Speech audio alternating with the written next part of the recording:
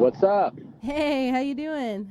I'm doing good. How are you guys doing? Good. Good. We're still good. They're pulling up some Wikipedia pages right now for references really quick. Okay, cool. You guys have a lot more in front of you than I do. Then I'm just kind of staring at the open road. So Don't. I'll bring whatever inspiration that lends to the conversation. Yeah, There you go. that's all we ask for. Awesome. All right. So, first of all, everybody, welcome back to Podcast in the Sky with Diamonds. Whoa. Hello. Hello. Today we have Justin Osborne back from SUSTO, and he's going to be our guest host on our super fantastic covers episode.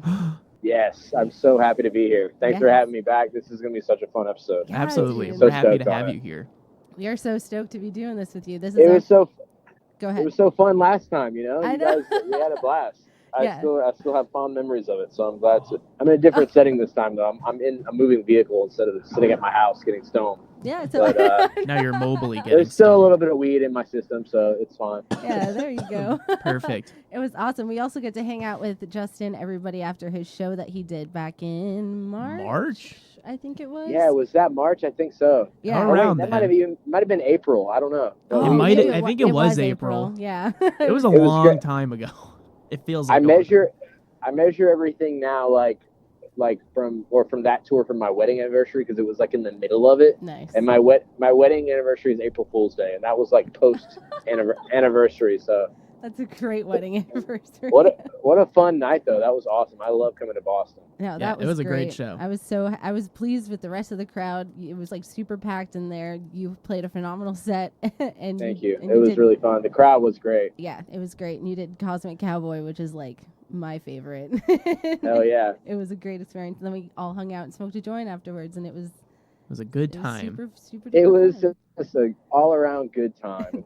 10 out of 10. Great. Positive experience. Yes. So tell us about the baby too. I want to hear about your new little baby.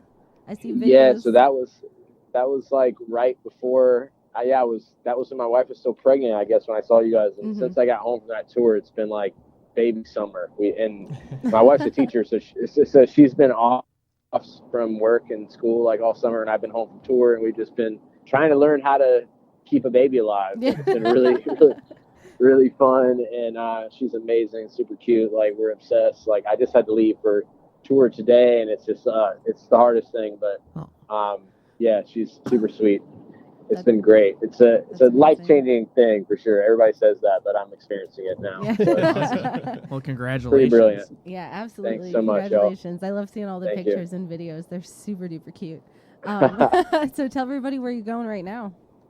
We're on our way to Pittsburgh. We play in Pittsburgh tomorrow. So Nice.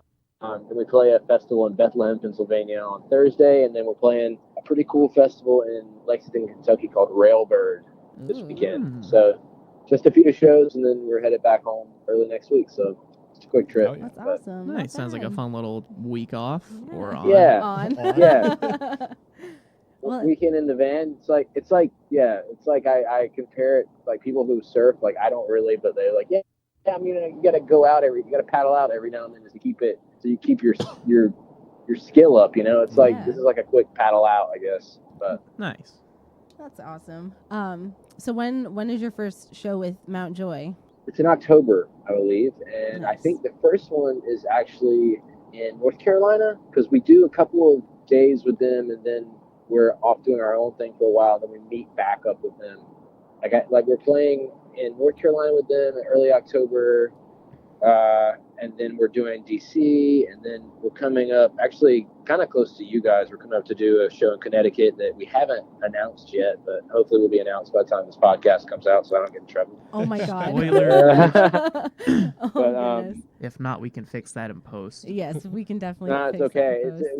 It'll be the debut of the date, I guess. Yeah, so we play with them in North Carolina October 1st, and then DC on the 3rd. Then we're just doing some festivals and some headline dates ourselves, and then we kind of meet up with them again in New Orleans, which I'm really excited about. We're playing this venue in New Orleans on October 19th. Oh hell yeah. Sweet. It's called Tipitina's, and like it was in this Wilco documentary called Ashes of American Flags that I used to be obsessed with, and so excited to play there. And then a couple more. We're doing like Birmingham and Nashville and Atlanta and Asheville, I think. So Nice. handful of shows. It's gonna be fun. Love those guys, so it's gonna be really cool to get to do shows with them. That is awesome. Sounds Yeah, like a great- they're phenomenal. I'm going to see them when they come back to Boston early October. I think maybe it's the end of September. I don't know. It's one of those weeks. It's on the same tour. Like they're on like a larger U.S. tour, and we're just kind of doing select dates with them. So definitely go see them. They're incredible live. So I saw them last year in September, and then as soon as they like released the pre-sale tickets for this next tour, me and my friend Allie got on that super duper fast. Nice. And now we're thinking That's about great. Since they released that they're doing some shows with the Lumineers. Oh, are they? That's amazing. That's cool. Yeah. The Lumineers released that a few days ago, and then Mountjoy shared it. But they're doing like a show down in Mohegan Sun in Connecticut. So I'm like, well, I guess I have to do that. We played Mohegan Sun with the Lumineers on their last album cycle. Oh, that's awesome. Sweet. Yeah, that's cool. That's actually where we're playing in between shows with them. We're coming to play the Wolf's Den at Mohegan Sun. So we're going to be up there in October too. Okay, so let me know when I can buy tickets for that, because you guys are on the list. Oh always. my god! But that's fucking do you know awesome. do you know what day the Lumineers show is? No, I don't. I can Google it right now though. Let me see, because I know. I'm sorry, we're digressing. I'm just wondering. I'm like, no, it's cool. Because they have shows in the Wolf's Den like the same day that they have big shows like in the big room, and it would just be super crazy coincidence if it was the same day. But yeah, they're even going to Europe. They're going to Switzerland. They're going to Germany. Oh, sweet. Belgium.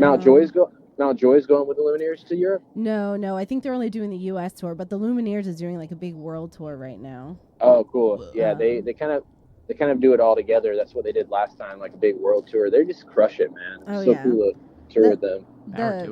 I think Gloria was like the most recent single that they released, and it's amazing. Yeah, I heard that song today.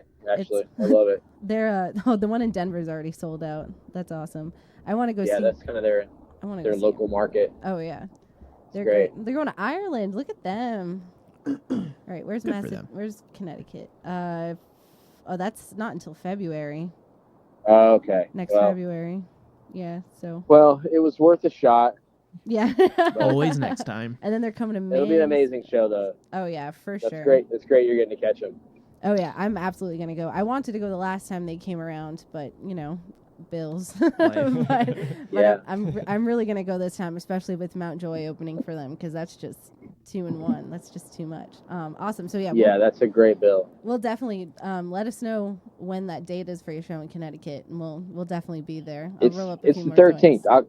October 13th. That's so my dad's birthday. let's hang. Bring your dad. I can bring my dad. Bring your dad. Yeah. Kev. That would be Dads awesome. love casinos. I know because I'm a dad. I know. All right, so if you guys haven't had the chance to, there it goes, it's better again. Oh. If you guys haven't had the chance to hear SUSTO's cover of Daniel by the one and only Elton John, do it. You should, like right now. Stop what you're doing and go listen to it. Pause the episode. You were actually Thanks talking for the about plug. that cover. Yeah, of course. You were talking about that cover too when we saw you, because you had the Elton John glasses on that someone from the studio had given you. So tell us about it. What was it like recording that? We had just been recording right before I saw you guys, because we did half the recording of the song in New York in the studio in Greenwich Village. Yeah. And I had never recorded in New York before, so it was pretty cool to be kind of like squirreled away in the middle of the city and working on such an iconic song. Mm. And the producer or one of the engineers, she had these glasses that you're talking about, those like yellow framed glasses that were kind of reminiscent of Elton John, and she was like, well, you got to wear these when you're doing the vocals, and then whenever I left, she was like, just keep them, they're yours now. And I was like, really? She's like, yeah, I got 2 pairs. So I wore those like for the rest of the tour. I wore them many shows. They were super fun. Everything was just like brighter. Yeah, you wore them that night. I remember seeing them in Boston. Yeah. Yeah, Thank you. You had them on when I wore them in the music video too. So nice. Yeah, so we had just been working on that when I saw you guys. So it's cool that now it's just come out and we're getting to do. The idea of doing a covers episode. I don't even know if we had discussed it or like me being a part of it No, at that point. we talked about after the show about you definitely coming back on, Yes. and doing some guest episodes and stuff, which was awesome. We were super excited. And then a few weeks later, I sent you a list of potential ideas just to brainstorm, and you were all about the covers episode 1. So I was like, awesome, let's do it. That's the one. It's cool, because I've been like in cover mode too, because I've been like, since we released one, I've been like going through and before and then afterwards, like looking at other covers and thinking about like covers that I love. So it's going to be great to like, talk about some of those and Sweet. some of the great ones you guys have too. And it's awesome. Glad and I get to hang out and chat with y'all. So yeah, win-win. Yeah, we love it. Let's just dive right into it then. What are we waiting for? Let's get the chit chats out of the way. We aren't getting any younger, as they say. So I just want to touch briefly upon one of the greatest cover bands of all time, Get the Lead Out. I don't know if any of you have also seen them, but I've seen them. Seen them? Yes. No.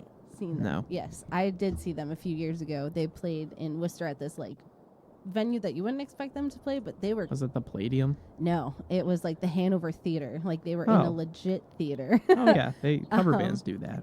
I think. they're called Get the Let Out. Yeah, they're awesome. See, when you mentioned that in the notes, like I thought you were talking about the phrase like "Get the Let Out."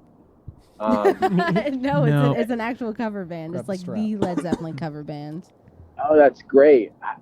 Get the Let Out. I get it. I can't believe I never heard of them. I'm only familiar with Zoso. You guys know Zoso? It's like, I wonder if these people are touring where I live. I don't know. I know them by name, but that is the extent of it. Yeah. Yeah. But they're awesome. So if you guys ever have the opportunity to go and see them, it's like Get the Let Out. It's like the next best thing to seeing Led Zeppelin live. But then there's also Jason Bonham's Led Zeppelin Experience. There is. That's really cool too. We were gonna go and see him, and then we didn't go and see him. Yeah, you're right. I remember it was one of That's those. like John Bonham's son or something? Or Correct. Yeah, he's a drummer. Yep. Obviously. He drums. He plays drums with Joe Bonamassa sometimes, I think, in a band. I don't know. know. You would follow him more than I would, I think. He's out there. He's doing stuff. He's doing his thing.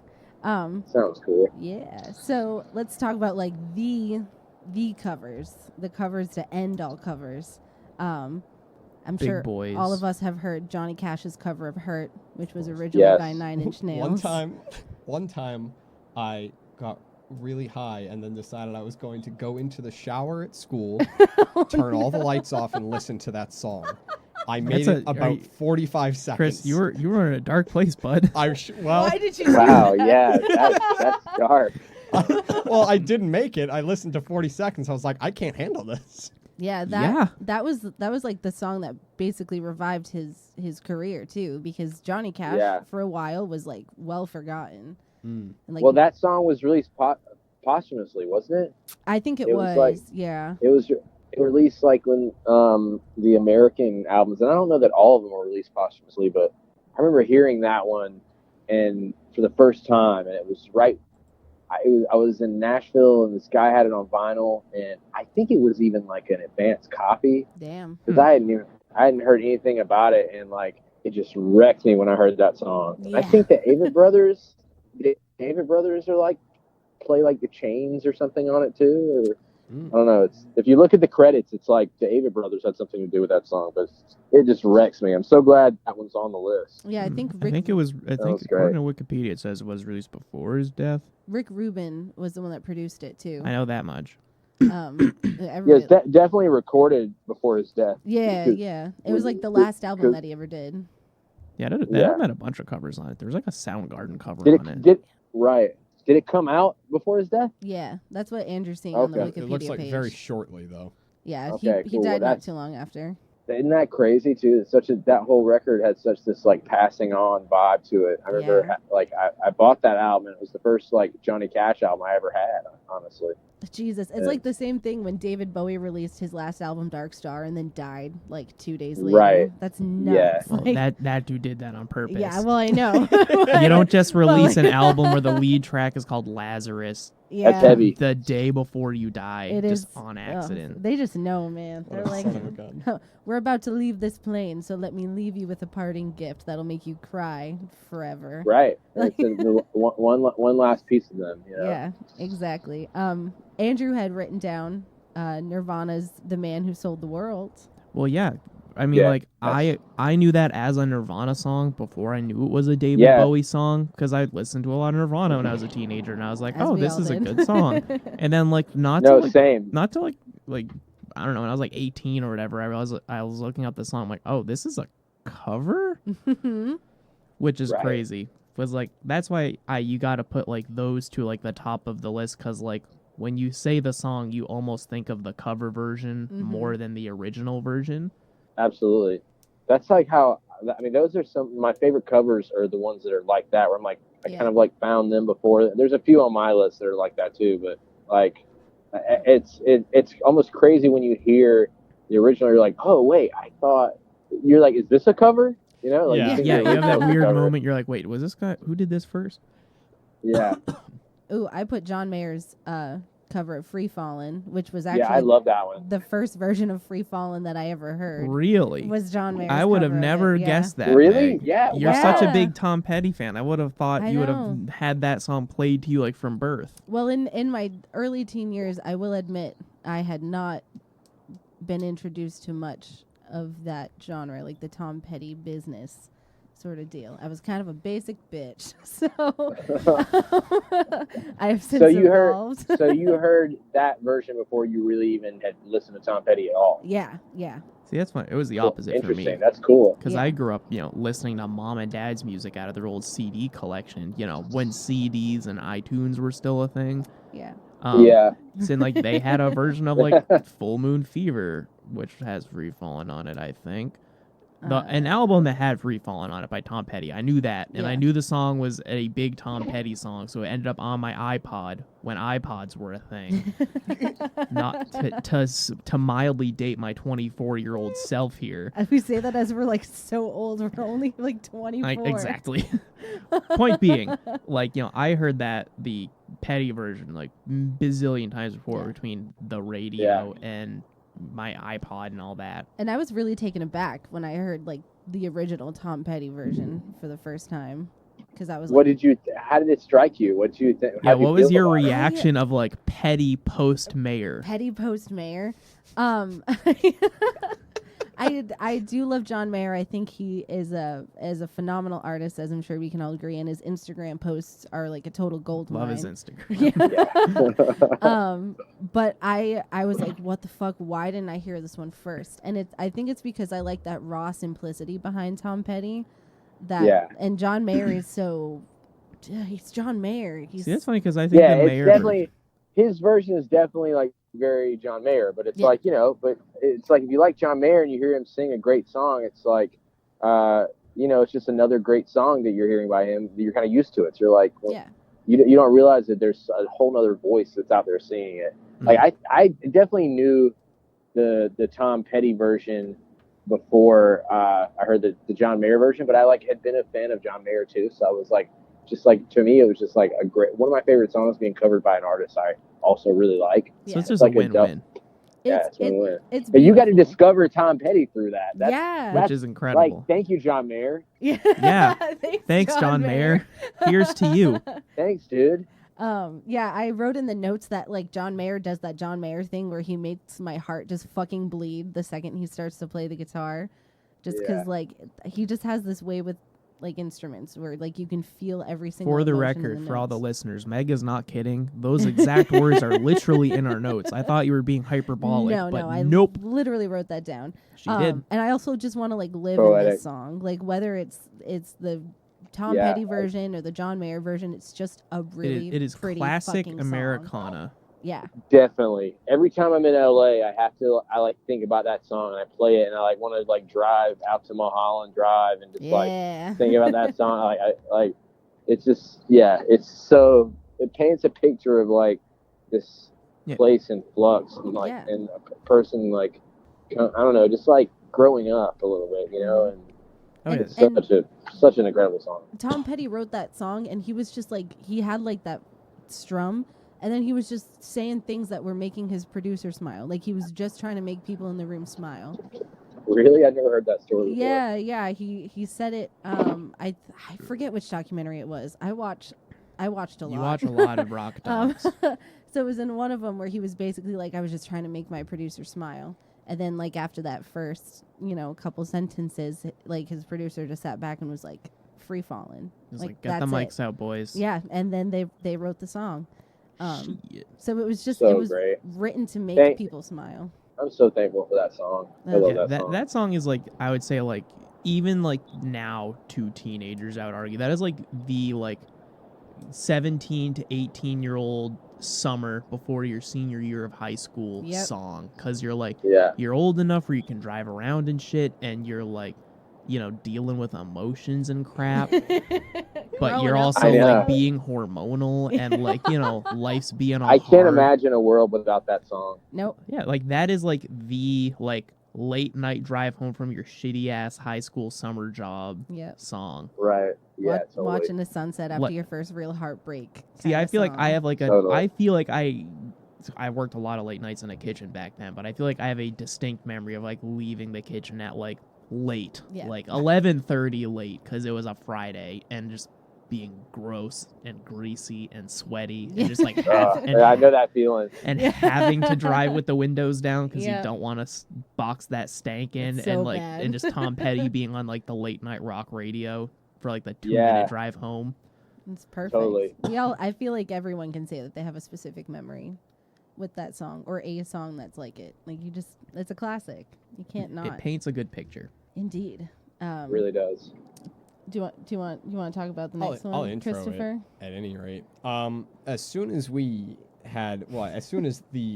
fact that we were going to be doing a covers episode was presented to me, I wasted probably less than a second to call all along the Watchtower. Yeah, I think that was like in our group chat. It was like we're doing a covers episode, and not maybe a minute later, Chris, I'm pretty sure in all caps, I claim all along the Watchtower, which like fair, because it's like that's another one of those songs where like for a long time I didn't know that was a slow acoustic Bob Dylan song. I only knew it was Jimi Hendrix. It just fucking that shit slaps. Bro. It rips, shreds. It's just like iconic, It's like the Jimi Hendrix version is iconic. I mean, I think probably not long after I found the the original Bob Dylan, and I loved it too, because I was like, I was kind of getting into both of those artists around the same time, but like, and also just reflective of like these are contemporary artists, like, and Hendrix is covering Dylan, like. Yeah, like that's badass. When you're like when you're Bob Dylan, like the dude who's like influencing the Beatles, and then Jimi Hendrix covers you, and then like it's so good that you're like, yeah, you know what? Like I gotta play it more like this now. Yep, he was basically like, it's yours. Like you can have it. It's fine. Yeah, totally. I mean, he says Hendrix he still took it and performs made it a crazy good song. I mean, it was a crazy good song too, but just like the Hendrix version is just so out there and just. Yeah. But the lyrics are so like kind of, I don't know, haunting, and I love that it's like the Hendrix version is really like a collaboration of Dylan and Hendrix, because it's like Dylan's songwriting and lyrics. But then that is then contrasted with like Jimmy's like crazy, like emotionally driven guitar playing. Boys too. Oh yeah, the way he screams it, but then his guitar itself is also screaming through the whole song. Yep. I literally said pretty much exactly what you just said in the car to Chris too, as we were talking about all along the Watchtower. Like the only reason that people can tell that it could be a Dylan song is because of the lyricism. Because Bob Dylan has like such a specific way of writing his songs. And then Jimi Hendrix comes in and does his Jimi Hendrix thing. That's funny, because I have there's a Dylan cover on my list, or Dylan covers. There is. It's an album, right? Yeah, it's a whole album, but yeah, I have one from that album on my list, I think too. Yeah, he does. Huh. It's a good fucking cover too. I actually listened to it a few times today, and I will read the notes out loud below are all in caps. I've never. Yeah, we'll get to that later. Yeah. But, so Dylan's a good songwriter. He shows up more than once on the list. So. Oh yeah, for sure. We'll talk about Led Zeppelin covers a little bit too. Maybe we could do like a fun graph of like artist frequency on this list. That'd be fun. Who's covered the most? And then the last one that I literally thought about today, I don't know why it took me so long, The Beatles cover of Twist and Shout. Now, is that that's super upbeat? No, like. Yeah, Yeah, I shake didn't it know up, that was a baby, cover. now. Yeah, it's originally by the Until Isley Brothers, but The the Who? Yes. Isley Brothers. Okay. And the Beatles put it on their first album as the last track. They recorded it in 2 takes, Mm-hmm. and by the end of it, John literally could not talk because of how much he had been screaming. Like, he said his throat felt like he had been swallowing sawdust by Oh the my end. gosh. Yeah, so Rip. they went fucking hard. Also, side note, they recorded that album in like less than 48 hours. There are a lot That's of famous how they albums did it back in the day. recorded that and no cocaine either. 'Cause Like they if I didn't do remember drugs at right, the time. like I think Black Sabbath's initial album was recorded in like a day. Yeah. And like Paranoid, like the track that everyone thinks about that album was like a filler track. It's like, we have some extra tape left and you guys need to fill it. So like think of something. And then they thought of Yeah. Paranoid. That's basically what the Beatles did with Twist and Shout too, and now it's like played at every fucking wedding I've ever gone to in the history of forever.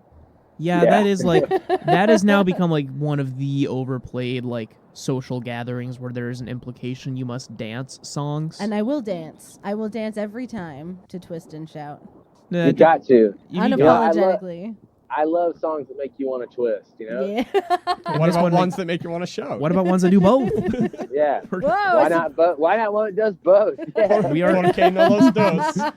we It's are the perfect song. we're blazing the trail here, boys. Absolutely. So, ladies and gentlemen, there are our introductory, the covers of all The time. big boys. And now let's talk about our favorite covers. Yeah, so we just gonna like popcorn around the room. Yeah. Popcorn. Yeah, let's let Justin go first because He is the he's got guest. some fucking good ones that I definitely want to jump in and talk about because I have a lot of them also saved.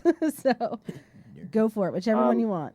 I gotta get to my. Okay, here's my list. All right. So I kind of went in order. I hope that's. Are we gonna do like one for me and then we'll switch around, right? Yeah. Popcorn. Okay, cool. Well, my first one is like a song. It's one of those like you were talking about how like the first time you hear it, you don't realize it's a cover, and like so this song is written by the Stones, "Dead Flowers" by the Stones, but performed by Townes Van Zandt, Mm-hmm. and it was like both my first time hearing that song because I'd never really been exposed to the.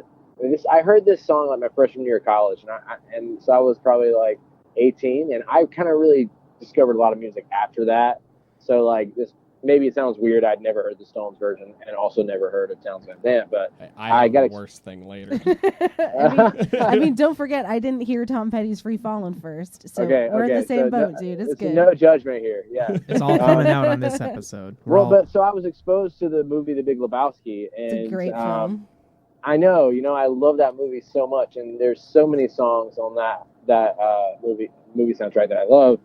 But the Townes version of Dead Flowers, and just him and he's accompanied by someone playing guitar and singing harmonies with him, and it sounds like they're just sitting in a smoky bar somewhere playing live, and like people are just playing pool in the background or something, and they're just nailing this cover, and his voice is just like you just know he's been up and down every highway, and he's been down like in that basement room he's talking about with the needle in his arm, and it's just like, but it's still kind of like, it's not too slow or anything. It just kind of moves, and it's just like it just strikes something in me. I think it set something in me on fire a little bit when I heard that song the first time. And so it's the top of my list. What a time in your life to hear that song in that cover for I know. the first time too, because like I hadn't heard that cover until you posted it on the list, and like after I listened to it for the first time, I was sitting there like, what the fuck? like I'm fucked up right now.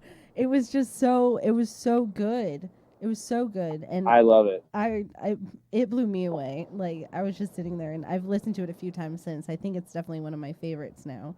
I really liked it too when I heard it. It came on a couple of times, and I was like listening through the playlist. I was like, ooh, like yeah. I had to go and look like who put it on there, because I was like, all right, someone's got to get some props for this because it's really good. Yes, I'm glad you guys dug it, because that one, I don't know, it's one of my favorite songs of all time too. I mean, I love now that I've heard it, and I've heard it a long time ago at this point. I love the Stones version too, and like it's like actually just yesterday, my wife and I sat around, we played it together and sang it for our baby just to try and get her to stop crying, and she was like transfixed on us. So here playing it for her. It's easy to play though, but still at the same time the guitar work and everything is so intricate and nice, and the harmonies are it just sounds like an old Texas bar with a couple dudes just fucking singing their hearts out.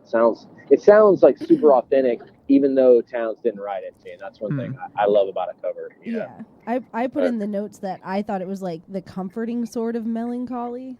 If that totally, if that absolutely, makes I any love sense. I love that description. Yeah, that was like the first I thing that love came that to my description. mind when I had heard it. And then I'm always like a super big fan of like voices that crack and howl, and it's why I like John Lennon so much and why I like Jim Morrison so much. And like this cover was just like filled with it. And it's like that kind of voice. I'm glad you guys dug it. Makes you like stand still, and like it humbles you, and it makes you like really think about the shit that you've been through, and you're just like, okay, have I made it this far? Right. Yeah, Scott, you're describing it so well. Thank That's you. Great. Thank You guys have all seen The Big Lebowski before, yeah? Yeah.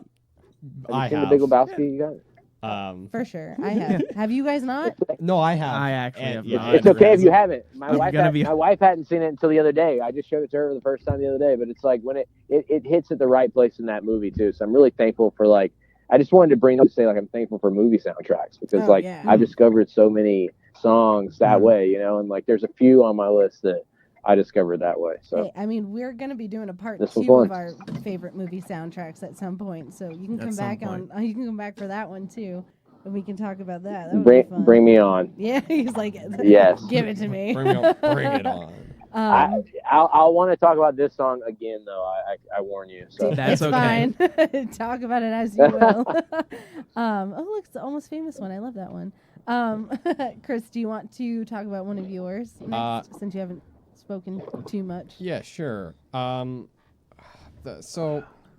I'm a little weak in the knowing covers department, and I'll admit I had to like really sit down and think about this because I was like, man, I listen to so much random shit. Like, what do I want to talk about? Well, yeah, like in combination with just not really even not being able to think of a lot. I'm sure that I've listened to plenty more, but I just don't know their covers. That's right. fair. Ooh, but the ones you put on that's here, fair. That's the disguise. My guy. Mm-hmm. He has some good covers. Yeah, you on put his some list, some though. hard hitters on here. Well, so I'll start by, it's a very, very short list. The first one on there was All Along the Watchtower by the Jiminy Crickets Experience. And my only notes are Bob Dylan and I mean, holy shit, it's the greatest cover song of all time. Which is not wrong. Yeah, that you have a good point there. It's a That's banging literally cover. all that needs to be said. But the next one is the one that I was scared I might be taken away to the stockades for. And I want to preface this by saying that I listened to the band that did this cover as of like 5th grade. So like I didn't really know very much regarding music at the time. And it's a cover of No Quarter by Led Zeppelin by the band Tool. Yeah, no, dude, I love this one. I'm so glad you put this It's a really good version of the song. It is. It's very fitting for Tool's like Toolness. It's a lot like it's less trippy and more dark. And that's but it works. Yeah, it's absolutely. it's like I mean, this is such a basic thing to say about any cover, I guess, but it's like it's just so Zeppelin and so Tool at the same time. It's absolutely. Yeah, I would say that falls into the category of covers almost, where it's like you hear it and you're like, this makes perfect sense why this band covered it, because this could very well be like a Tool song, sort of thing, or it's like one of those things like this fits this band's like sound so well. It makes like why you hear it and you're like, why didn't they do this sooner? Yeah, absolutely. Yeah, I love that one. I loved that was on here. I had kind of forgotten about it until I heard it on the playlist, and I was like, oh shit, that's right. Yeah. It I've always loved it. The unfortunate thing being that I learned fairly quickly that it was a cover because it'd be hard to get away just in life. Yes. With referring to a song like No Quarter and not like knowing that it was by Led Zeppelin without somebody you'd be executed. Like letting you know real quick. I definitely did not know it was a cover when I first heard it. Yeah, it was one of those. Zeppelin was another one for me that I just didn't get early on. Like I did get neither. Tool early on though. It was like I was pretty young. Like, I guess I don't even know how or where I heard. I guess because I can't remember if they were on the radio. I think my cousin maybe showed them to me. Yeah, But like, it was my best friend's dad was super into him. yeah, there you go. It's all right. Listen, we're letting our demons out now. Yeah, it's all Great. This is the episode where everyone realizes we're actually a bunch of phonies. Yeah, we're just a bunch of fakes. Hey, just the FYI, I am about to walk into Whole Foods, and so I'm going to be like shopping and having dinner. Try not to be too loud while we. No, Okay. It's okay. That's a That's fun cool. experience. It I will like be it. interesting. No, dude, go for it. We're It's like tour dad life, you know. yeah, Yeah. tour dad life. You gotta stay fueled. There's not always one on the route, so when there is, it's like we know that everybody will be happy stopping there. Everybody can find Oh, something, yeah. so it's like, Whole Foods is good.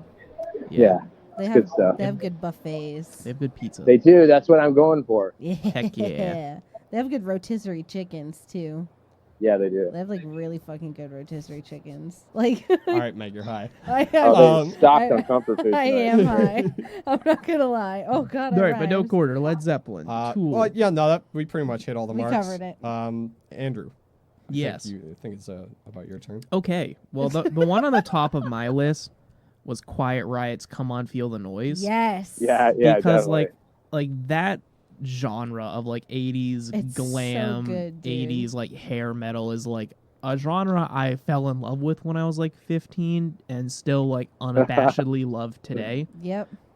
Just like there's something just about the genre where it's like so insanely over the top in just Yeah. every possible way. Yeah, why not? You know. That is like the Why 80s, not? especially. That was just the decade of Why not?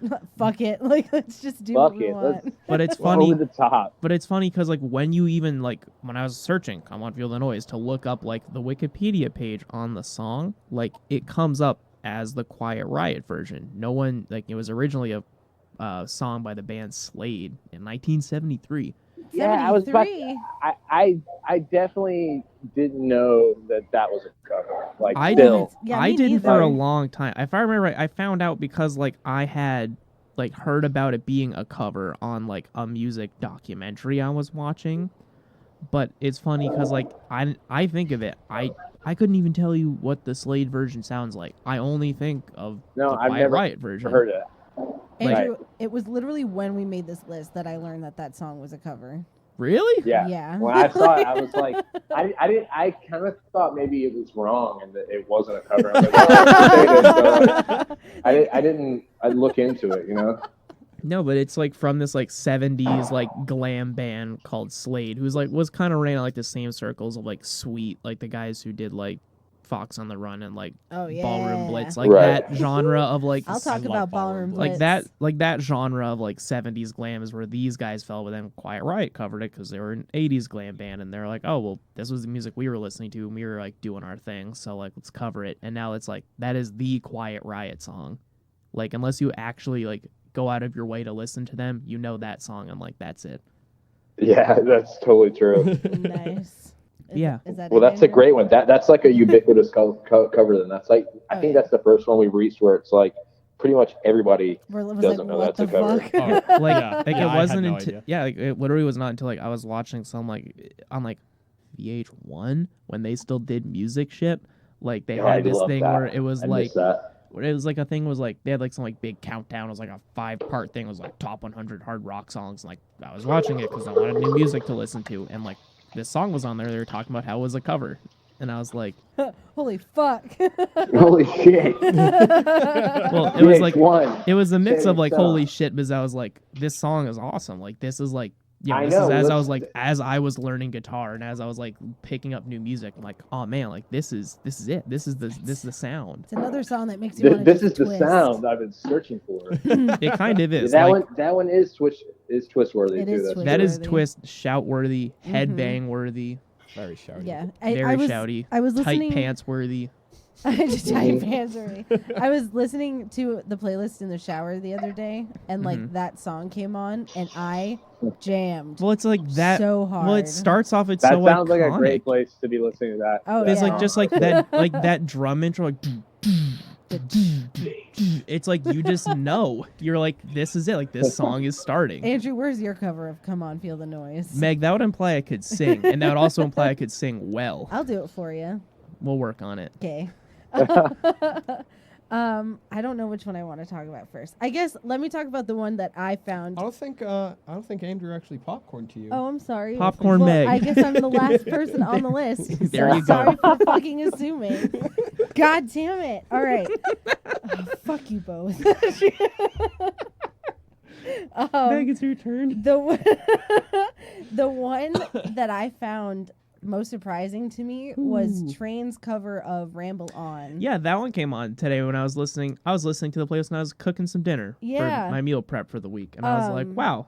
Like You mean as like surprising as that an artist would cover that song? Is what you said? No, you mean? Or- I think it's because I didn't expect a band like Train to cover Led Zeppelin. yeah, like I saw it No, yeah, on totally. I saw it on the list, and I was like, you know, Yeah. I have some reservations because I'm a big Zepp fan. And I'm yeah. like, we'll see, Yeah, we'll see. But but like, it worked. like Patrick Monahan's voice is actually like kind of perfect, and the way he manipulates it is also kind of perfect. But I was just like, how can the band that did Drops of Jupiter and Soul Sister like Slaps yeah. themselves. like, but In their own way. which are great. Like Train is a great band, and I've never met anyone that's like, I don't like Train, because I feel like everybody You would least respect Train. Yeah, Like, Everybody's got a soft spot. yeah, Yeah, there is for that, Train. like, them, everyone, every now and then, Drops of Jupiter comes on, and it hits you Yeah. the right way, and you're like, well, shit. Yeah, like fuck. I'm singing now. But their cover of Ramble On is like It was good. It was good. Like it really surprised me. Which And is why I Zepp's put a it hard on here. band to cover just because, Yeah. you know, Zeppelin. Yeah, I agree. But props to them. They did a really fucking good job with Ramble Yeah, On. I think so too. I think that it's like cool that they went like kind of far out of their. Well, they just like you said. I mean, we're sitting here discussing how we didn't expect it. That's Yeah. pretty- it is pretty very out brave. of, it's out of what I at least they crushed expect it. Train's wheelhouse to be. Yeah. Granted, I am not, you know, an avid Train listener, so maybe there's some You're more. not a train head? I'm not a train You're not head. a trainee? I'm not a trainee, no. So, you know, maybe there, you know, if there are Your CD some. was the first one I ever bought. Really? First CD I ever bought was Train, the one that had Me Virginia on it. Nice. Huh. You know, Yeah. so Mine maybe there was- are some more Zeppy Train deep cuts out there that I'm unaware of, Okay, we got. No, I don't think there are. That's why I was like, which I mean, makes that's it even not- better. yeah, that's not. But you know, they must love Zeppelin, and so that just like means like, you know, you can be like, oh, even if you don't really like Train, you're like, oh well, yeah, I like Zeppelin too. So Ugh. props. There goes my dab pen. Fell over. Okay. But yeah, I really like that one, and props to them. And they kept it like pretty basic and acoustic, so they didn't do anything like super crazy with it. They were just like, Yeah, it but they literally- did it in their way, you know, like that's yeah, like they made it sound like they had just been like, hey, Yeah, y'all want to do Ramble On, It and like walks they that just good. decided to It do walks it. on the right side of like the thin line for me. Covers can walk because like Yeah. like we were all me and Meg were talking about this before the show started. How like for me like covers are weird because like sometimes if they're too similar to the original, I'm like, this is just What like did you do? yeah, like you didn't yeah, do enough. Yeah, But if it's like I totally agree. it's this weird thing of like needs to be just similar enough but just different enough, unless you're gonna do one of those crazy covers where it's just like fucking out there, where it's Yep. just like, all right, we're gonna take Oh, you this see song. this song? Let's not We're do gonna that. we're gonna like disassemble this song and reassemble it our way, which like I love that shit too, but Yeah. just because it's so out there. But like this Yeah. one, it walked that line perfectly. Like it's just different from Zepp enough where I'm like, I know this is Zeppelin, I Mhm. recognize it's Zeppelin, but it's not, and it sounds like these guys are doing their take on Zeppelin, not we're trying to sound like Led Zeppelin. Yeah. They Yeah. Which is my totally. gripe with Weezer's Africa. Thank Yeah, you that for w- coming to my TED Talk. It's almost that one is almost indistinguishable. I would say it's like Yeah, that's what we were But, talking yeah. about too. different conversation, I guess. That we were literally talking about that right before we called you, because I was like, how does everybody feel about Weezer's cover of Africa by Toto? I respect that they did it. And they were both like, eh. I haven't actually heard it. I appreciate their I cover haven't of Toto's Rosanna a lot more because Just it's on the listen to good To- side of Just it. listen to Africa by Toto, and that's what Weezer. Except the synth Oh, solo sounds like- isn't as good to me because they Yeah. like put like they slammed that synth with a bunch of phaser, which like is a cool sound, but like it was just like I can't hear the actual solo. I just hear the phaser wishy washy Yeah. sound. All right, you guys. I'm about to pay for my food, so I'm not going to speak. So I'm not rude. Okay. I'll be Okay. right back. No problem. We'll wait till you're back. All right, you guys. I'm back. Welcome Hell back.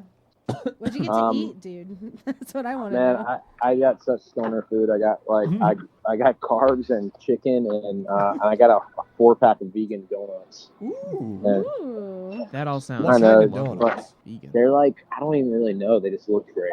And, Fair enough. And I got like a pressed juice, and Nice. Hell yeah, yeah. I kind of splurged. I've been like at the house cooking and eating at home. Yeah, sometimes So you gotta well, do so- that. You gotta go out a little. You Yeah, gotta it's live Daddy's a little. first night on tour, so Daddy's you first night on tour. Gotta live it up. Okay, awesome. So it is actually your turn, my friend. Okay, so I'm like getting my utensils together, so I haven't looked at my list. Let me All right. see what I That's have. okay. How about- We can have Chris go next, and you can go after. No, I him. can go. I can go. Let me. He's like, no, I want pull it to. up. Let's go. Okay, here we go. My next one was coming up.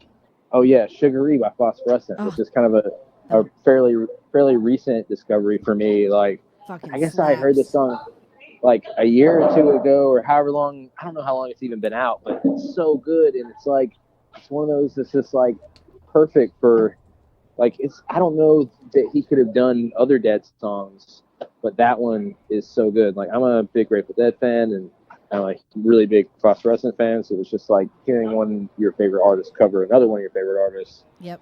It's pretty sweet, and it's like you know, I love it so much. Ugh, I was like jealous when you listed it first because that was gonna be one of mine. It came on one of my Discover Weekly playlists last summer, and I was listening to it sitting on like my fire escape, smoking my bong, and it came on, and I was just like, "Holy fuck! Like, this is incredible." It's another one that makes you kind of like twist and boogie to Yeah, it. You know? it's So. good. It has a nice beat to it, and like he doesn't sound like Jerry Garcia, but he has that same kind Right, of he sounds like tone. you. I love Phosphorescent anyway, so like he sounds like him, and but it's like I love upbeat Phosphorescent because a lot of, I mean, I like his song. He's got a lot of slower, sad songs. He's got some upbeat ones too, but you know, like I think in his catalog, his more upbeat ones are the ones I like the best, and so like hearing him do this one, it's like a classic song that I love.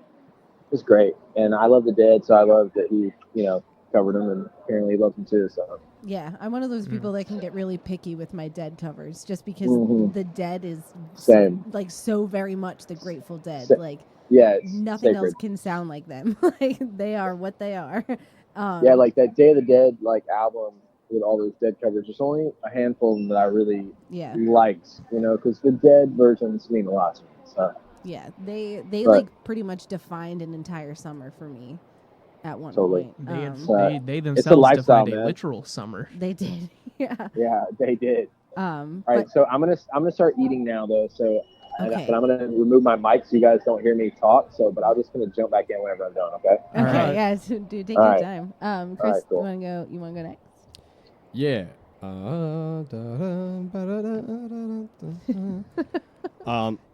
Is that Jurassic Park? Yeah. Oh. Favorite cover. I fucking love that. Was dinosaurs. originally by. My favorite cover of Jurassic by Park is that Triassic Park. That YouTube video of the guy on the fucking kazoo or the recorder doing the Jurassic Park original theme. Have you ever heard that? I feel like I this have. bad it's version. bad, but it is so fucking funny. Yeah. Yeah. So my next cover is another, by a band, another band that I listened to fucking, you know, forever, middle school and on. And it's the Sound of Silence by Disturbed, which.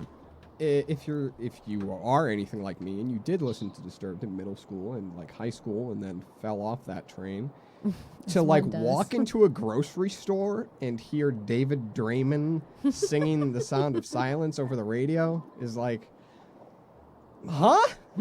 What? What? Who are? Nah, but it is, and it was, and good golly gosh, it's great. It's a really good cover. If I remember it, Paul Simon actually personally congratulated the band. He was like, did. "Wow, this is a good cover." He saw it live on Conan. Yeah, that's what it was.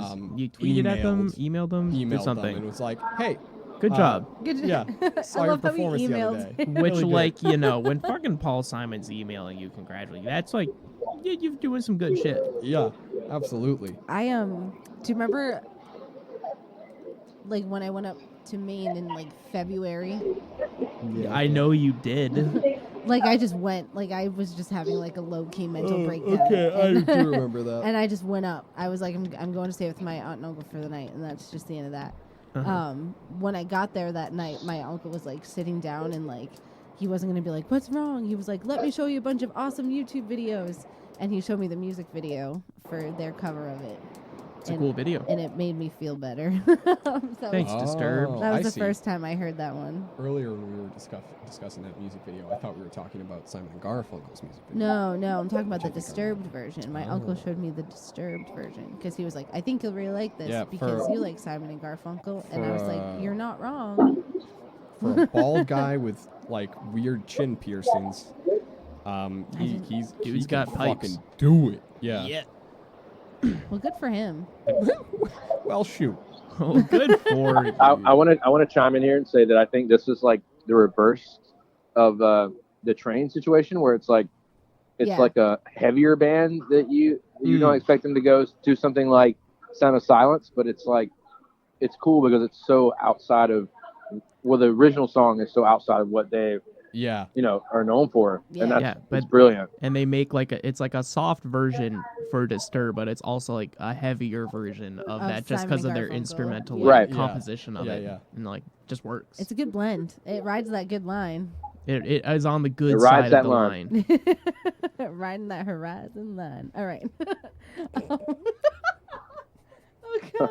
Okay. I'm sorry. I took that last hit of my dab pen really did me in. I'm sorry. It's a fun fucking did you in. So Did you dirty? my next one is I Fought the Law, originally by the Crickets, but the more famous one is the Clash's version. Andrew, I was listening to the song getting ready for work this morning, and it put me in like the mood to like go in and kick ass You today. can't not feel ready to like go do something when you're listening to this. It's so high energy, just like the drum roll intro. It's like starts soft and crescendos up into like the guitar riff, and it just works. They made a punk song out of like a 50s bop song. Isn't that amazing? There are a lot That's of like so good. I mean, you have to think like a lot of those 50s bop songs have like a relatively simple composition, so it's not hard Yeah. to take like the 4 chords that are in that bop song and just turn them into 4 power chords you can aggressively strum. Just do whatever you want with it. But like it just works. Like they turn this like kind of teeny bop song into like a punk song about like being a punk. Like it's like the Clash are quintessential punk. Yep. And like yeah. this is like quintessential Clash, Be if you ask punk. me. Everyone should be punk. Everyone at least has a flirtatious phase with punk. Oh yeah, without a doubt. Yes, B-Punk. Yeah, yes. Mine happened, I feel like a little later than most people. Mine was like Currently? end of yes, but also end of high school, going into college was when I was starting to be like, I'm punk. And I don't know. I never why. had like the outward phase where like I am punk, but like I've always had like a foot in like the punk rock world, just because like a lot of my friends like around me like played in punk bands because that was all you could fucking do in Millville because there's nothing else to do but play in shitty punk bands with your friends. No offense to my friends that are still in said punk bands because they're not shitty anymore. Some are really good. No, that's legit also my hometown. Yeah, well, that's what it is in like the small town. It's like all these kids that have nothing better to do, and like I am sad. I'm so I'm sad. You're sad. You're angry, and it's like I'm gonna make a hardcore punk band, and like That's how I got into music, was playing in punk bands. It was like my first 2 bands were like punk bands. yeah, No and like shit. that's just God Yeah. bless the punks. that is what it is. I'm pretty sure we covered Fought the Law too, so Well, there you Hell go. yeah. I think like it I was think not nearly as good as the Clash. and if I remember right, like Green Day covered it as well at I one think point, so, like when yeah. they were starting out. So it kind of shows like They this did. is like this is a punk anthem where God it's damn like it. I love Green Day. I fucking love I Green saw them Day. in concert. They're releasing I new almost music. got to see them in concert. I went to Disney World instead. That was my first time going to Disney World. Where like my friend won tickets on the floor and was like, dude, you're like my punk buddy, and she's still like my punk buddy, where we send each other like punk covers and stuff. Oh my god. And she's that's like, dude, amazing. like, you want to go with me? I'm like, I would fucking love to go be on the Florida Green Day show. But this was like when Billy Joe Armstrong was like still kind of on drugs, and he was releasing Yeah. Uno, Do, and Trey. But still, fact is, I could have been on the Florida Green Day show, but I couldn't go because I got to go to Disney World for the first time in my life. You win some and you lose some, I guess. Not necessarily as punk of an experience, Disney is not at all punk. Hey, but you know, it was you still can't a good always be time. punk. Sometimes you got to go to Disney World. Yeah. Exactly. But yeah, That's a good, so, healthy reminder for all you punk friends. So out like, there. you know, be Give punk, Minnie a hug. be badass, but like also be kind. Take a vacation. Take go to a Disney vacation and go World. to Disney, and then come back and fight the law. Hell yeah. That's what's up. Okay. Does that conclude your punk? Yeah, rant? basically, you know, I will always have a soft spot for punk because, like, Naturally. you know, that was like a lot of like that kind of like not so much the Clash. I weirdly like I discovered punk with like 90s California punk, like Green Day and Rancid and Social Distortion and like Bad Religion and all Yeah, that fun same here. stuff. So like Off that was like the punk that like got me into punk, and I still love a lot of those guys now. But then like because of that, I started like backtracking into like earlier punk, and because of those guys, I then fell in love with like the Ramones and the Clash and the New York Dolls and like Iggy and all that stuff. So like, you know, it always holds a special spot in my heart, even though I'm like a huge 80s synth pop fan right now. I still love to listen to punk. Our identities change, Andrew. It's true. And it's a, Constant flux. it's a long road to your musical taste. You know what I mean? It It's is. an ever changing thing, and you don't have to get rid of genres that you like just because you find new ones you like. Oh, Absolutely absolutely. not. Like those old stuff will always hold a special place in my heart, even if I don't listen to it as much anymore. It's your 'cause of- roots, man. Exactly. Totally. It's what got Totally. me into music. Were you there when I told Chris I'm starting to go through a Soundgarden phase? Ooh. Yes, that's great news. Dude, Soundgarden just. Yeah. See, I'm the old guy, so like I'm just like, fuck yeah, Soundgarden. I just Yeah. love them as like they sit in a cool spot in like the grunge phase where like Yeah. they're not totally grunge, they're not totally like 90s metal or rock either, but they're like this beautiful like baby of both of those things. Yeah. And then you Yeah, have Chris yeah, Cornell with absolutely. like 4 perfect octaves singing everything. Yeah. Yeah. I was listening to one of the playlists on Spotify with just like rock anthems. It was like rock and roll something or other. Uh-huh. And I had been listening to it on repeat at work because I work at Zoomies, which is a 90s grunge skate store. So, then what the fuck else am I gonna ergo you play play? Yeah. Soundgarden and like So Smashing Pumpkins all day. Yeah, I love Yeah. love Smashing Pumpkins. I'm even going to talk Oh my about them god, you later. guys! That's like that's like such a place in my heart for like '90s grunge pop, It's Oh, so man. good. garbage, and all these bands. Like, Mhm. I love it. Yeah, so Meg is currently starting to enter her Soundgarden like grunge phase, and it's been very fun. Not that Okay. I disliked it before, but I don't But think you I just quite have- had the ear for it. Right. before. Fucking get diggity down. You just it's one of those things like there are times where I feel like you can appreciate music, but then like you fall into it later in life and you're like, "Oh, I can like I'm really like am Yeah. into it now. I appreciated it from afar, but now I can like sit down and listen to it like, "Oh, like wow, this is great." Yes. Okay. So the next song I'm going to talk about is completely different. Okay. than that. Hard left it's from the- Moving right 90s along. grunge. It's the cover of Wildflowers by Trampled by Turtles, Yeah, and it's really pretty. It is a very pretty and song. I like it a lot, and I mean I love that song anyway, and that album anyway. It's incredible. Yes. But they add like a banjo in there and some really nice strings in there, and that's what makes it like breathtaking almost. I said it lilts and leans into the beat with echoed vocals, making it sound like it were being sung in a cavernous cathedral. Oh, Meg. Oh, Meg. I hadn't heard this cover until the playlist. Yeah. I love the song and the album. You know, like and it's cool. It was like cool to hear in a different way. I think it's the first time I've ever heard this song. Huh. Well, no, I've heard it song. Doesn't Phoebe Bridgers cover it too? No, she covers "It'll All Work Out" in her run. Yeah, maybe it's the only time I've ever heard it covered. But Yeah, it's the only time I've ever heard it covered, and I think it will probably be the only cover I ever approve of, just because I'm so attached to like the original Tom Petty version. Yeah. which is really simple. Like, which is Tom Petty as an artist. He's like a simple songwriter. He cuts straight to the point. He's not flashy. It's like or anything. It's like a free falling Tom Petty. You know, it's like Yeah. it reminds me that it sits in the same kind of like mood. I feel like. Yeah, absolutely. But what Trampled by Turtles did was make it just like this really, really pretty, flowy, flowery version of it. They basically made it into the Wildflower version of Wildflowers. Which That's a good way to put it. Which is the starkest of contrasts from your apparent 90s phase. Yes, it's happening. Right Yeah. It's great. But that like I was saying, there's room for everything in that musical taste, you know? True. Absolutely. That's certainly true. So yeah, that's the next one that I wanted to bring up. It's just really nice. And of course, as we mentioned, all of these will be on a playlist that I will remake and reshare to the appropriate Spotify page so that all of you guys can Share listen the to this. list. Share the list. All right, Justin, what's your next one? Okay, so this one goes back to Dylan. This is I think the second Dylan song we have on the list. Yes. And I still honestly have never heard the Dylan version of it. Maybe I looked it up and just like immediately forgot about it because this version is so good.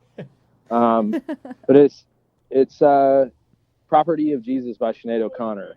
And it's just fucking slam. It's like I heard it whenever the Bob Dylan like Chimes of Freedom album came out with all those covers, and there were a lot on there I like Kesha does one of Don't Think Twice, It's All Right, but like this one just fucking just like okay. she's just screaming it. Sinead O'Connor, man. And like it just gets me somewhere. It's awesome. So it was great. Yeah. It reminds me of like the homeless guy or something like coming up to you and like legitimately trying to like convince you that Jesus wants to save your soul, and like he cares he cares about you. The guy talking cares about you so much. True. And you just like understand everything from a different side. I don't know. It's just this like it just for some reason because I have people that are close to me like that. I don't know why I said homeless guy. Maybe because like. Maybe they look just, like, homeless. Yeah, these people who are like really, yeah. really sold out. They're just like walking around. They're like giving away all their possessions, and they're kind of like that kind of thing. Not like someone who struggles, but just like someone coming at you and being like, I don't know. It kind of reminds me of my brother, and I don't mean that in a negative way, like because he's just like far out guy. And he's like sold out on Jesus. And it's just like, and it's like people if you don't like, and I'm not like a religious person, right? But also it's easy for like people to condescending to people who are religious, because they just like believe something that for some of us is like really hard to wrap our minds around. But it's just like the message of that song where she screams, it just reminds you like the fire that like if this person has passion, it's like, what can you say to that? It's like, yeah. I don't know. It's weird. I went down a weird path with that one, but it takes me down a weird path, I guess. But I love it because it's kind of like it reminds me to just respect people and love them and their passion, no matter like if it's like something I may not buy into. Yeah, absolutely. It was the first time that I heard the cover of that song. I've heard the original plenty of times. It was definitely the first time I heard that version. And I put in all caps in the list, like, this one is just good. Bob Dylan songs are just good and covers are also good. Sinead O'Connor is also just good and can do no wrong. So like, I know, it's just a great combo of stuff. It's amazing. And for all the fans at home, Meg is not kidding when she's reading these notes. That is literally what she puts in the notes. I loved reading the notes. So you might think like Meg's just being dramatic. Like, no, she literally took the time to sit down and type that. It's amazing too. Oh, it is. I'm not saying it isn't. That's your passion. I just that's the passion I'm talking about there. I just want the fans at home to know. You can hear in Sinead O'Connor's voice. Yeah, I loved that one. So I'm really glad you put it on there because I was listening to it again in my Uber on the way to work, and I was like, "Fuck, this is just really good." Yeah, I feel like it's not super popular. Like I've never heard anyone else talk about it, or like it's on that Chimes of Freedom thing, but since I just rock it, I love it. Yeah, it's a good one. All right, Christopher, do you Oh, have any shit. more? Yeah, kind of. Kinda. So I, and I think that this may very well just slip and slide right on into one of Andrew's pretty well, maybe. We'll see. We'll see. Guess it depends upon how good we are at using words. Hopefully good. I didn't choose a specific cover song, but I chose a couple of handsome boys who have done a fair number of covers. There are a couple guys named Michael Henry and Justin Robinette, who I used to spend a lot of time listening to back in high school, and still do pick up occasionally. They do primarily vocal covers over Charge up the AC. what's it called? Piano, over like piano versions of the songs, and just do like fun little duets. They have a fucking blast doing them. They're a blast to listen to. They've done songs like Hallelujah by Leonard Cohen, Slow Dancing in a Burning Room by John Mayer, Great song. If I Die Young by the band Perry, etc., etc. They've done a lot of different songs, and I think they're only so much a band, but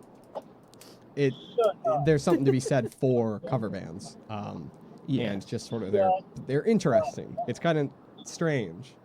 The strange ones are the good ones. Yes. In my opinion. But then, the stranger the better. The punker the better. But with that in mind, I can see where you're going with that segue. So, one on my list, not next on my list, but close to next, is a cover of Asia's Heat of the Moment, which is a great song in and of itself. If you haven't listened to Asia, you should go listen to that whole album. It fucking is amazing. There you go. But now it's next. Thanks, Chris. Thank you for editing that Google Doc on the fly. But the cover version of it is by a musical duet, Ninja Sex Party. Which you guys have seen together. We have, and that is actually the reason this cover is on here, because that was like such a fun night for me, where like I still have those videos saved when they covered that song, and like I will go back and watch them. Because like their cover albums are incredible. Like they chart like regularly on like rock charts when they come out, even though they have like no real support beyond just like, YouTube. Yeah. Which is what makes them incredible to me, is just like I love the song. They did an amazing job with it, where it's like it's transformative enough where it's a little more synthy in the arrangement, but it just works. And I just love this song because it brings me back to like a super fun time. You showed me this song, and I was like, "This is amazing." Yeah, and the music video is really cool because like it's like one of those like shot at a concert like live music videos, which I love.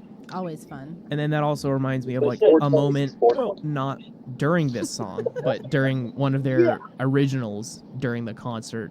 It wasn't like they did like an acoustic version of that song with like just the piano. Yes, I think it was shit. I think it was Dinosaur Laser Fight. Laser Fight. And like I have this memory will always be burned in my mind of everyone singing along with the phone lighters up, and I distinctly remember watching Danny like take out his in-ear monitor and like lean over to Brian. I saw him mouth like, "Oh my god!" This was just happening. It was like such a pure moment. And it's like I don't know. I just love the covers. It reminds me of that night. And the cover's really good. I will probably like wear out that particular part of the CD in my cars. I listen to it way too much. It's a good one. I think the cover that I liked the most that they did was Everybody Wants to Rule the World. Yes. So Tight as good. fuck, And that shit slaps. The thing that impresses me the most about NSP, well, about Danny specifically, is just how clear his voice always is. Yeah, like he can sing loud, but it never like gets growly. Yeah. He has a very crisp voice. Like fall leaves. Crisp. Like a nice babbling brook in the spring. It is that clear. Untouched. Untouched. By the turmoil of man. Yes. Turmoil of man. And I suppose that's what happens when you are Danny Sex Bang. It's like, man. I was just thinking about fall earlier. I'm really excited to wear sweaters.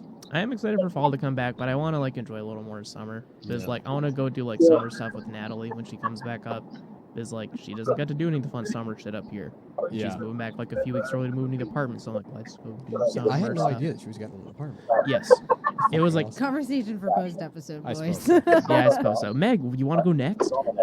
Yes, go I would next, love buddy? to. Yeah, So it's buddy. not perfect. Ferda. A Ferda. Almost perfect towards that. Is Justin still with us? I'm still here. I'm Okay. sorry. I had to check out for a second because we had a band conversation. No, it's cool. It's cool. And I think I wasn't really familiar with these that's topics Fine. anyway. Totally I just okay. wanted to make sure you were still with us.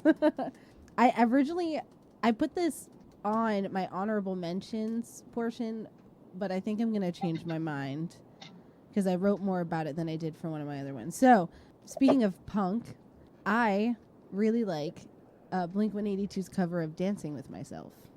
I think it's that's a great one. It's a very Blink by 182 Billy cover. Joel. Yeah. Billy Joel? You mean Billy Idol? Billy Idol? Oh, was it Billy Idol? Why Yeah, did I think it was Billy Joel? Those are two very different Billies. I'm a silly Billy. Chris is editing in real time. Oh my god. Anyway, yeah, by Billy Idol. I even put Joel down there too. God damn it. Meg. I'm the worst. Anyway, it's like Billy Idol meets punk. Where it's Billy like, Idol himself is a punk. Yeah, that's true. Whereas like Blink-182's like, I'm sad. I'm so sad. Sad boy making loud, sad music. Like that's basically what they did with this song. For me, just because I am like very fond of the Billy Idol version, this one sits on a little on the opposite side of that line for me, just because it sounds like it works. And like it's very much Blink-182 covering Billy Idol, but I'm just like, it doesn't do it for me personally. It was hyping me up. It's every time I a was really listening. good cover. I just would rather listen to the original myself. yeah, but for that's sure. just because I really like Billy Idol. I do like the original a lot. He was actually just playing up here. Yeah. Was he? Yeah, Wow, with that's Ryan Adams. It was. I would basically put whereas the original makes you want to like waltz around the room, this one makes you want to do parkour around the city and throw beer bottles at walls. Yeah. And I didn't know how else to describe it. That is strangely accurate. Thank you. It does make you want to be like, yeah, fuck yeah, society. yeah. Dancing with myself. There's always a part of me that wants to do parkour. It's definitely like got like I mean Blink-182 for me is like it just reminds me of high school. It reminds me of learning to play guitar and covering songs, and so like Blink-182 covering a song is like kind of right in that sweet spot. You know what I mean? Yeah. It's and it's like, you know, I was familiar with Billy Idol, you know, at the time, obviously more now, but you know, I'm not even sure that I didn't hear their version. No, I couldn't have. It's ubiquitous. Yeah. Changing ways. But it's yeah, good. it's a feel good one, and it makes you just want to get out of town and get out on the town and Makes you want to break shit. Yeah, throw beer bottles at walls. yeah, Do like knock over parkour. trash can. Yeah, dude, Yeah, that's- like I can picture like the 90s ass music video that could accompany this song of people in like jinkos on skateboards just knocking over trash cans with like a smashing Yeah. mailbox. Smashing mail- I was there- gonna say, Jinkos. like, do you think Meg would chaperone us around if we got super drunk and just smash mailboxes Jesus Christ. after this? He's considering it. let me mull that one over, bud. let me check my calendar. Yeah, let me check my calendar.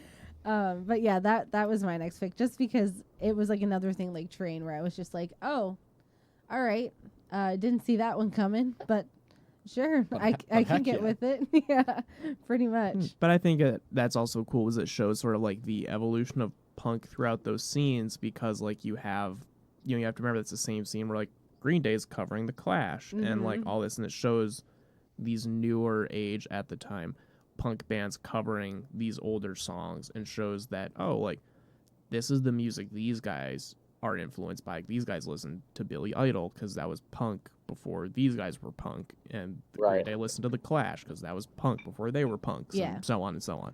So I always think it's cool because like punk's one of those genres they always do like little like throwbacks, like, oh, like these are the dudes that influenced me, so let me cover you. Music evolution is so fun. Awesome. All right, J Money, it's your turn. J Money. All right, you guys, I think this is gonna have to be my last one because it's my turn to drive. So That's cool. No worries. I gotta sign off with this one. But it's getting to be okay, about that time anyhow. Yeah, we can. Just do I'm it. actually gonna skip my last three and go to my honorable mention because like I think you did that too, Meg, and I want to do Yeah. that because this one, the more I think about it, it's just like this song rules, and it's so fucking good. The Gyps, and this is another pull from the Big Lebowski, so you see where my loyalties lie. So y'all gotta go watch Big Lebowski after. Yes. It's Hotel California by the Gypsy Kings, Mm. and it's in Spanish. It's a Spanish cover of the Eagles' Hotel California, and if you know the movie, it's like the scene with the guy to Jesus, like who is the like the arch nemesis bowler guy, and they just like come in with this like mariachi version of Hotel California, and I fucking love it, man. This song just gets me like driving somewhere late at night or something, just windows down, and this song is blasting. It's so sick. It just feels like hits, dude. You're headed somewhere with it. You know what I mean? So that's I'm gonna sign off for me as that one, but and I hope if you haven't heard that version that you hear it before the day is done. Yes. I'm gonna have to make that happen because I have not. It's going on the ride home list. Yes, it sure is. It sets the spirit ablaze, my friend. So, all right. But you guys, thanks so much for having me. I'm sorry I have to get out, but I have to fulfill my. It's all right, man. Thank you so. I love you guys. Love you thanks too, for dude. having me back on. And I'll see you guys when we come to Mohegan, hopefully in October. All right. Yeah, all right, man. Absolutely. We'll see you then. Drive safe. Later. Have fun on the tour. Bye. Thanks, you guys. Bye. Bye. Before we continue, again, big thank you to Justin for coming on. Yeah, thanks, and dude. talking with us. For when you listen to this, when you're not driving, or maybe when you are. I mean, it's good to listen to when you're traveling. But yes, everybody go listen to his cover of Daniel. Go listen to his other stuff too. Go listen to all of his fucking other stuff. He's incredible.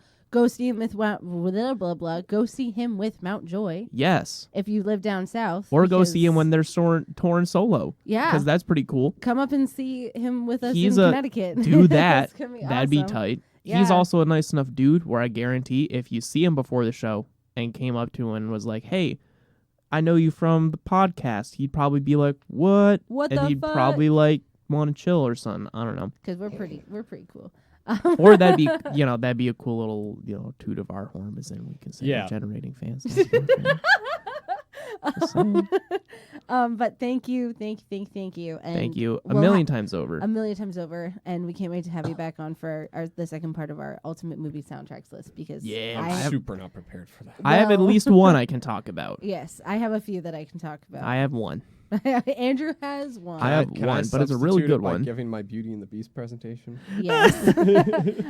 Okay, so we'll make that a Patreon tier unlock when we launch our Patreon. Maybe it gives you a secret link to a Vimeo page. A Vimeo page. So Andrew, what do you have? 2 left?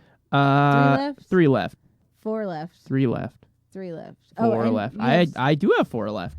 4 left. We can just go through them. We'll just bop bop. I have one more that I want to talk about, and then we'll talk about our honorable mentions, and then we will do our thing. Thank you guys for sticking along. This is a sort of longish episode, but I promise it's really. Well, we're gonna finish up. It's gonna be great. Meg, go. It'll be less long when we cut out this bullshit.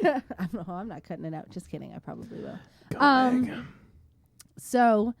Shout out really quick to the Head and the Hearts cover of Don't Dream It's Over. Yeah. Originally by the Australian rock band Crowded House. It has. Why are you saying it like that? I don't know. It has like Do you have that. something against Australian people, Meg? No, I'm not trying to be mean. Do you not like them because they're upside down? They live in the upside down, Andrew. They are upside down. I know. It basically fits with the Head and the Hearts vibe anyway. And they just did a really good job with it. It again rides that like line of Head and the Heart enough and the original enough to like fit really perfectly. So that one's good. If you haven't heard that one's on the playlist. And then the one that just really gets me twisting and shouting is Ballroom Blitz, the Struts cover. Oh, that is a good cover. I was really thinking about putting that in my honorable mentions or on my list itself, and I was like, it's fucking good, dude. That cover of Ballroom Blitz is it works so good for them because they are a modern 70s glam band. Yeah. Like, if just look up if you have not, Google image the Struts. and they look like they should be in the 70s. The lead singer has a wicked Freddie Mercury vibe. He looks like Wicked. a very young, like Stone Cold Crazy era Freddie Mercury. He sounds like him too. He does. They were just up here, and Look at him! I did not get to see him. Is that actually Freddie Mercury? Kind of looks like it. While Meg is yelling about something I can't see on Chris's computer. They were just up It's here the in Struts. Boston. On the 31st, and I could not see them, so I worked the next day, and I was pretty bummed. It's also good that I put this on my list because as I'm finding Soundgarden, I'm like diving hard into the Struts right now. They're really Like, good. They have a lot hard. of good cover. They just covered "Dancing in the Street." Yes. They have an Adele cover on somewhere. I am balls deep in the Struts right now. There's some good shit there. And I found them from the same playlist. Well, obviously I knew like of the Struts, but like I didn't go out of my way to listen to them for whatever reason. Mm-hmm. And now I am like, it's gonna turn into an obsession. I feel, They're really good. which would be a fine obsession to have. Absolutely. So that was my other one, and then just to quickly, I'll list off my honorable mentions really quick, The wit. and then you can take it. Okay. I also had the Goldfinger cover of 99 Red Balloons, 99 Luftballons. Luftballons originally. Movement's cover of Losing My Religion, which is another phenomenal song. Yeah. Florence and Machine's cover of Addicted to Love. Yeah. Amy Mann's cover of Two of Us, which is a Beatles song. Yeah. They made it into a duet. It's very sweet.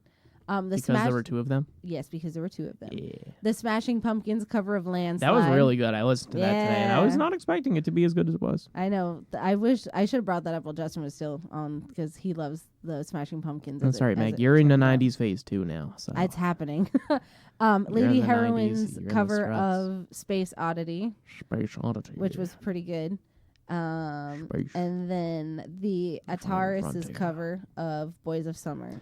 The banging cover. It's a original fucking song, good cover. also an absolute banger. Oh yeah. Like, if you are not driving around with your boys, your girls, or yourself, listening to either version, Boys at of least Summer? once during your summer, you are not doing summer correctly. Yeah. Like, you just got to. It has to be on someone's summer You playlist got because summer is in the name. It is super summery. Also, it's Don Henley. Yeah, like the original version's super good. It's good. It's Don Henley of the Eagles, and it's just great. Yep. And then the Atari's version is good because they take this like 80s easy listening song and turn it into like a 90s punk hardcore-esque song. Yep. And it just works. It just works. And It just worked. It just works. the other two that Justin didn't get to mention from his list were Nico's cover of These Days, which is really good. I said it sounded like it should be on like the Almost Famous soundtrack. Uh-huh. And then the Fugees cover of Killing Me Softly, That was good. which was super funky dunky. It was. And I loved it. It was really good. And I love it. So those were his other two. And all of these, again, will be on our playlist, along with some little goodies that we're not going to talk about. So you're going to have to go and listen to Yeah. find them. Yeah. It's like a little treasure hunt. All right, Andrew, take it home, baby. Let's take it on home, boys. All right.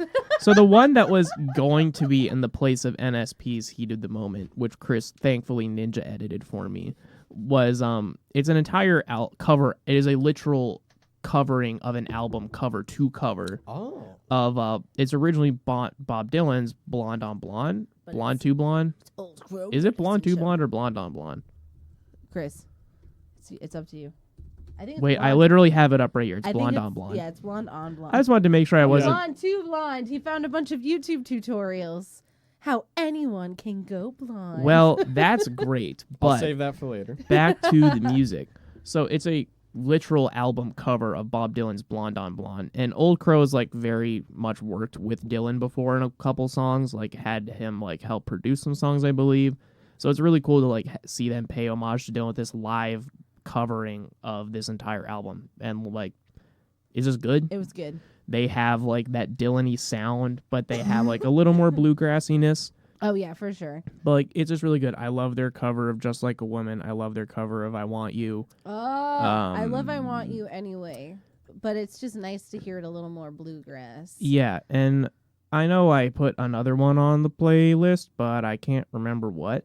It's okay. Let them find it. You can find it on the playlist, so now you have to listen to it, nerds. So the next one on my list was With a Little Help from My Friends, originally by the Beatles, but the Joe Cocker cover. because it's great. It is like quintessential late 60s Woodstock era rock. It's like super soul-y because there's like organs with like these big vocal harmonies, like a backing choir with Joe Cocker just fucking screaming. And like it's a really good cover. And like it takes this sort of like, you know, Beatlesy song and makes it like a late 60s rock song. Again, listening to it in the shower this morning, actually.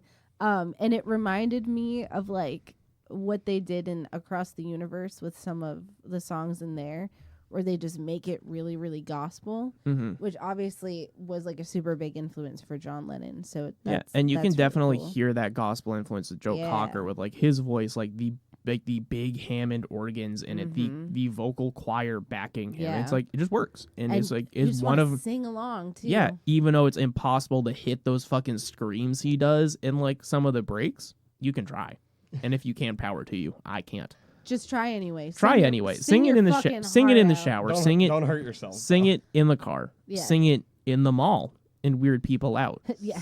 Sing it really loud in the middle of the mall. Yeah, with your headphones. And like that one video of the dude who like there's like the song playing, but it's just like this Asian dude in a train station singing off key to the actual song. Do that. Yeah.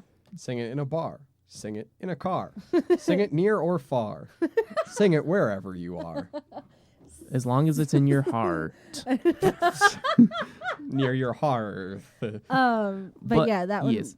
Andrew, I love that you picked that one. That is one of my favorite covers of all time because it's a good one. So iconic where like Joe Cocker makes it his own, where it's not like him covering the Beatles. That is his version of it. Can I say, absolutely, While My Guitar Gently Weeps is on your honorable mentions, Mm-hmm. I don't like that. Well, it is honorably mentioned for me for my own reasons of just like, I very much love the song. I love that cover. For those who don't know, it's the one for in his tribute concert. Yeah, for the tribute concert died. for George Harrison. It features like Tom Petty. It features George Harrison's son. Danny. It features Prince, which is why I love it. Jeff Flynn, I think. Jeff Flynn from ELO. That's the guy's name. Yeah. I couldn't remember. Who they They were all the guys that were in Traveling Wilburys. Pretty much all of them except for Roy Orbison. Because he was already dead. Yeah, because he died before George, and then George followed. But that was one of my honorable mentions. Like, I love the cover. I love watching it all the time. Oh, seeing Prince shred. Yeah, Prince absolutely shreds the guitar. So I love the story behind it of like Tom Petty was like very hesitant of bringing Prince onto the song because he was like, you're like this like weird like fucking like I can't think of the word. Like flashy is not the word I was looking for, but there's another word. Prince always remind me of like a more flashy version of Bowie. Yeah, well, that's like the reason Petty was so hesitant. He's like, you're this like flashy pop star, like in Kiss. Yeah, like why would you be on a Beatles cover? Because he's like, it's George Harrison. Yeah, I know. Well, and it's like they let him do it, and he kills it with the guitar solo in the end, and I love it. For me, it's just one of those things like.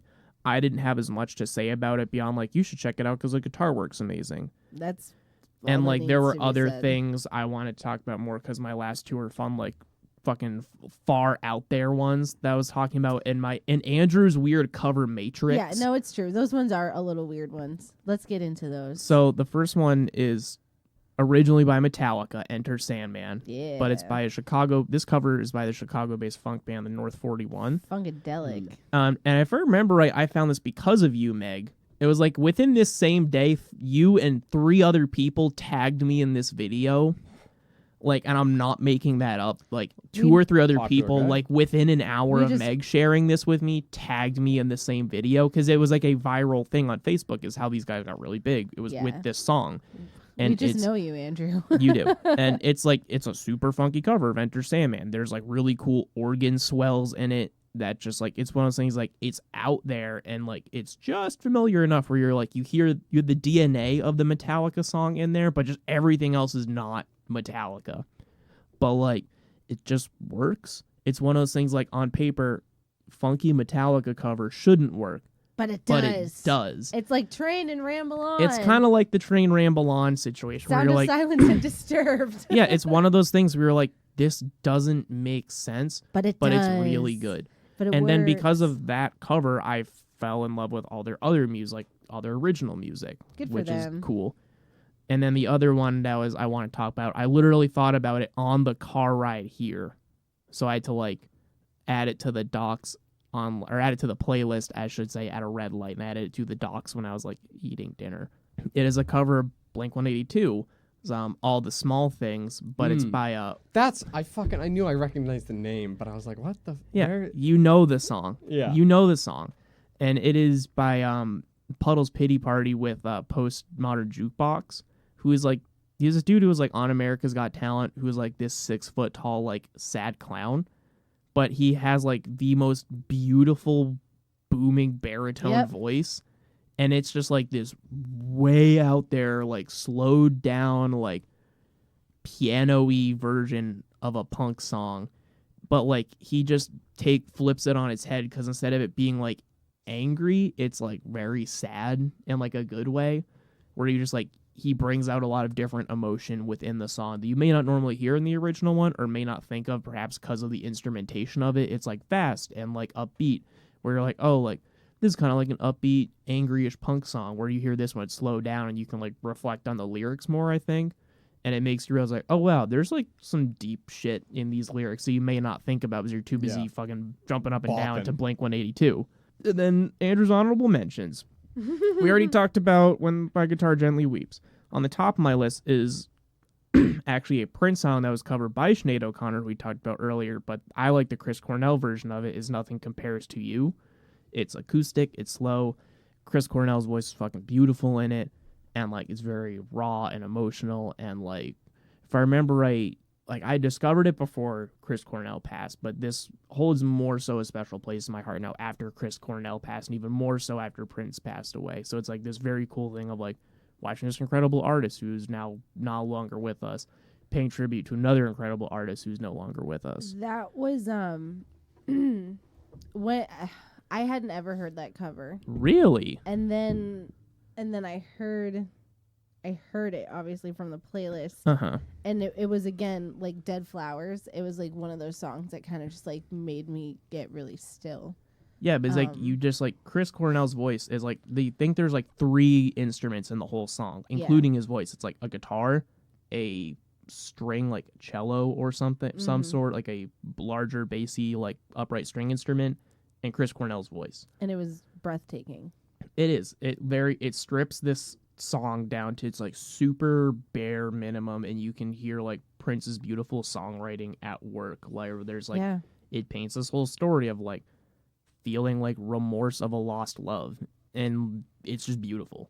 It's like incredible cover, and I think it has added weight given that these two people, the one who wrote the song, the one who sung this cover, are no longer with us. Yeah, it's another one of those that it just hits you. Absolutely hits you right in the feels. So then a hard left from hitting you in the feels is a cover of Aha's Take on Me, also by Ninja Sex Party. Meg, this is already going to be a long episode. Yeah, I'm fucking exhausted. I just love this cover because like it's like one of those covers where it's like it's a feat to do it because of the vocal highs one has to hit to reasonably do this cover.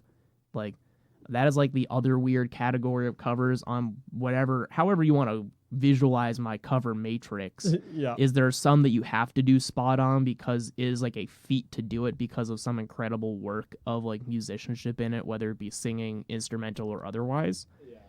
So like It's like I'm playing my Snapchat. I'm sorry. Okay, well, it was weird because whoever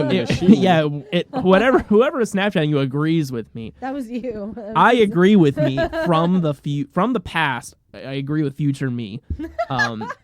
But I love this cover because like it really showcases like a lot of incredible instrumental work from TWRP and Ninja Brian on like all the instruments in the back, and like Danny's vocals are just on point with this cover.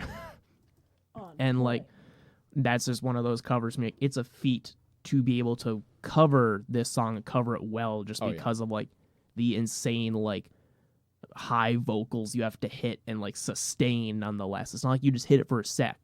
Oh no, it's okay. It's not Audacity. Okay. Yeah. And for those of you wondering, there's a big black screen with the like loading icon of death on our recording computer, and I was like, oh no, does Audacity fucking crash right now?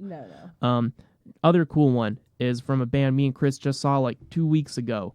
The Proto Men. They covered Kenny Loggins' Danger Zone off their cover It's a album. good one. Did they didn't play it they live, didn't. unfortunately. Okay. I didn't think so, but I was. It's just a good cover. They're like kind of like this, like they're like an 80s rock, synth rock band, and they kind of take this song and make it just a little harder. No. I just like it. It's on my workout playlist. It's a good song. We already talked about While My Guitar Gently Weeps. It's a good song. The last one, When the Levee Breaks by Led Zeppelin. Oof. Yes. That's one I was like, I don't know who the original composer is. I'm gonna look because I literally have like 10 tabs open, and that is somehow not one of the tabs I have open.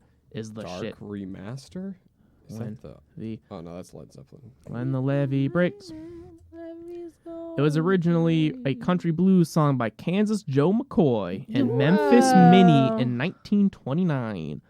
So it's kind of shows, Zepp's love of the blues and all that, but they take, a 1920s blues song and like the drums alone on their version are iconic.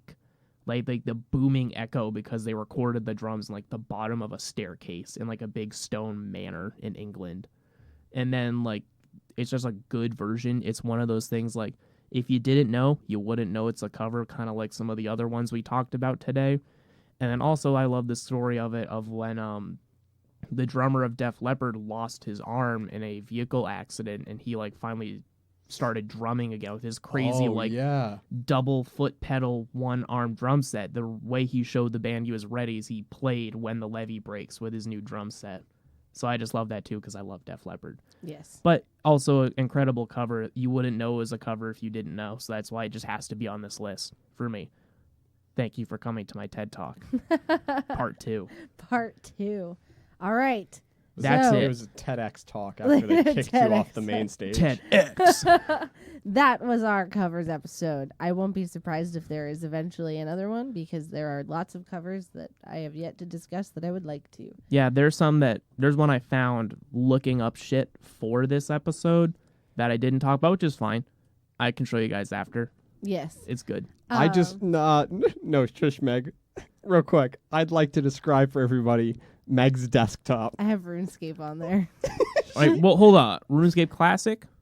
I don't know. Like old school RuneScape? I don't think so. RuneScape 3. I don't know. Are you playing? Are you currently it's just labeled RuneScape launcher? Oh, that's RuneScape. Do you play RuneScape? Because I still play RuneScape sometimes. Okay. Because like I still might have my old account that has like a easily a mil and some Guffy trim rune because I was only free play because I'm poor. I wouldn't be able to find mine. I still remember the login. My username was WizKing98. Mine was Penguin Z, but Penguin was spelt wrong. Are you sure you're not a YouTuber?